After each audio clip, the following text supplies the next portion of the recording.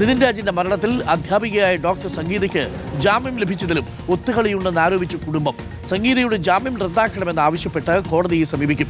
കഴിഞ്ഞ സർക്കാർ ഒന്നും ചെയ്തില്ലെന്നും പുതിയ സർക്കാരിനെ പോലും പ്രതിക്കൂട്ടിലാക്കുന്ന നിലപാടാണ് അന്വേഷണ ഉദ്യോഗസ്ഥർ സ്വീകരിക്കുന്നതെന്നും പിതാവ് രാജൻ റിപ്പോർട്ടറിനോട് പറഞ്ഞു. കോടതിയിൽ നിന്ന് സത്യസന്ധമായ കാര്യങ്ങൾ ഹൈക്കോടതിയിലും സുപ്രീം കോടതിയിലും, പക്ഷേ തലശ്ശേരി സബ് കോടതിയിൽ എത്തിയപ്പോൾ കാര്യങ്ങൾ കൈവിട്ടുപോയി. കാരണം എന്ന് പറഞ്ഞാൽ റാമിൻ്റെ ജാമ്യവുമായി ബന്ധപ്പെട്ട് ആരെയൊക്കെ രക്ഷിക്കാൻ വേണ്ടിയുള്ള ഒരു വ്യഗ്രത എന്നോണം രാത്രിയിൽ തന്നെ ഏതോ ഒരു ജഡ്ജിയെ വാടകയ്ക്കെടുത്ത് അവിടെ കൊണ്ടുവന്ന് ഈ കേസ് വാദിക്കുകയും ഈ കേസിനോടനുബന്ധിച്ച് ഒരു കോടതിയിൽ ഒരു പ്രതിയെ ഹാജരാക്കേണ്ട നടപടിക്രമങ്ങളിലൂടെ അല്ല ഈ പ്രതിയെ ഹാജരാക്കിയെന്നും അദ്ദേഹത്തിന് പേപ്പർ കൊടുത്തത് ആന്ധ്ര ഭാഷ, അതായത് തെലുങ്ക് ഭാഷയിലല്ല അദ്ദേഹത്തിന് കൊടുക്കാമെന്നും കൊടുക്കാത്തതെന്നും പറഞ്ഞുകൊണ്ട് അതുപോലെയുള്ള പരാമർശങ്ങൾ ഉന്നയിച്ചുകൊണ്ടാണ് റാമിന് ജാമ്യം നൽകിയത്. അത് എന്ത് വ്യവസ്ഥയിലെന്ന് ഞങ്ങൾക്കാർക്കും അറിയില്ല. കാരണമെന്ന് പറഞ്ഞാൽ ഒരു ഉദ്യോഗസ്ഥൻ, ഒരു അന്വേഷണ സംഘത്തിൻ്റെ ഉദ്യോഗസ്ഥൻ, അവർ എല്ലാ നടപടിക്രമങ്ങളും പാലിച്ചുകൊണ്ടല്ലേ ഇത് ചെയ്യേണ്ടത്. അപ്പോഴെന്ന് പറഞ്ഞാൽ നിയമത്തെ, ഹൈക്കോടതി, സുപ്രീം കോടതി എല്ലാം വെല്ലുവിളിച്ചാണ് റാമിനെ സംരക്ഷിക്കാൻ ഈ ഉദ്യോഗസ്ഥർ കൂട്ടിയിരുന്നത്. ഇതാണ് കുടുംബത്തിന്റെ പരാതി. സാന്ത്വന സജു ഉണ്ട്. സാന്ത്വന സജു, ഒരു കാരണവശാലും പോലീസിന്റെ നടപടി നമുക്ക് ന്യായീകരിക്കാൻ പറ്റൂല. കോടതിക്ക് പോലും അത് ബോധ്യപ്പെട്ടിട്ടില്ല എന്നുള്ളതാണ്. ഇന്നിപ്പോൾ നോട്ടീസ് കൊടുത്തിട്ടുണ്ട് അന്വേഷണ ഉദ്യോഗസ്ഥന്. കുടുംബത്തിന്റെ പരാതി എന്താണ്? ഈ റാം ഏകപ്രതി ആയതിനു പിന്നിലും സംഗീത അടക്കമുള്ള അധ്യാപകരെ പ്രതിയാക്കാത്തതിന് പിന്നിലും പോലീസിന് ഇങ്ങനെ ഒരു ഗൂഢ താല്പര്യമുണ്ട് എന്നാണോ? Santhwana, good morning Santhwana. Good morning doctor Arun.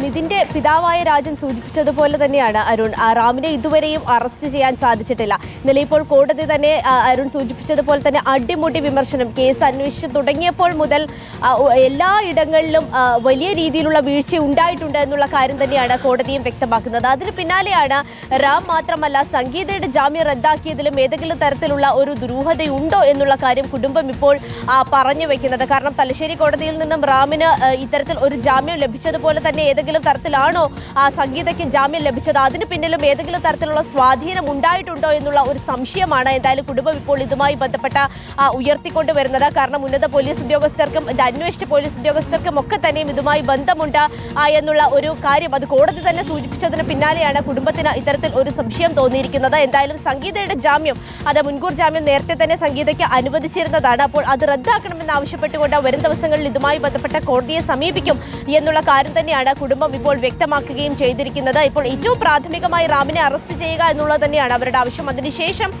സംഗീതയുടെ ജാമ്യം റദ്ദാക്കണം എന്നുള്ള ഒരു ആവശ്യം കൂടി മുന്നോട്ടേക്ക് വെക്കും എന്നുള്ള കാര്യമാണ് കുടുംബം പറഞ്ഞു വെക്കുന്നത്. അത് മാത്രമല്ല അരുൺ, കഴിഞ്ഞ സർക്കാരിനെതിരെ വലിയ വിമർശനം കൂടി നിതിൻ രാജിന്റെ പിതാവ് ഇപ്പോൾ ഉയർത്തുന്നുണ്ട് എന്നുള്ളതാണ്. കാരണം കഴിഞ്ഞ സർക്കാർ ഒന്നും തന്നെ ഈ കേസുമായി ബന്ധപ്പെട്ട ചെയ്തില്ല. തുടക്കം മുതൽ തങ്ങൾക്കൊപ്പം നിൽക്കും എന്ന് പറഞ്ഞത് മാത്രമല്ലാതെ എന്തെങ്കിലും ഇതിനുവേണ്ടി ചെയ്യാൻ അവർ തയ്യാറായില്ല എന്നുകൂടി നിതിൻ രാജിന്റെ പിതാവ് പറഞ്ഞു വെക്കുന്നുണ്ട്. ഇപ്പോൾ പുതിയ സർക്കാർ വന്ന് മുഖ്യമന്ത്രി അടക്കം കണ്ടിട്ടുണ്ട്, എല്ലാ സഹായങ്ങളും ചെയ്യാമെന്നവർ പറയുകയും ചെയ്തിട്ടുണ്ട്. പക്ഷെ അപ്പോഴും ഈ അന്വേഷണ ഉദ്യോഗസ്ഥരുടെ നിലപാട് അത് പുതിയ സർക്കാരിനെ കൂടി പ്രതിക്കൂട്ടിലാക്കുന്നതാണ് എന്നുകൂടി അദ്ദേഹം പറയുകയാണ്. താങ്ക് യു സാന്ത്വന സജു ആണ് വിവരങ്ങൾ നൽകിയത്. ഒരു പ്രേക്ഷകർ പറയുന്നു, ഒരു കൊലക്കേസ് പ്രതിയായ റാമിനെ വിലങ്ങണിയിക്കാതെയാണ് കൊണ്ടുപോയത് എന്ന് എസ് ഐ കുരീസ് പറയുന്നു.